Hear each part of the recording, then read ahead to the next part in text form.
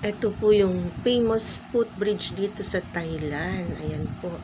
Sabi po nila, pag pumunta po kayo ng Thailand, kailangan pumunta at magpa-picture kayo dito sa footbridge na ito at mapuntahan nyo ito.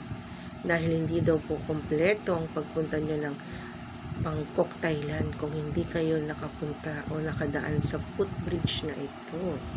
Ayan. Kaya, gora rin kami at nagpa-picture at nag-video. Ayan po. Thank you for watching. God bless everyone.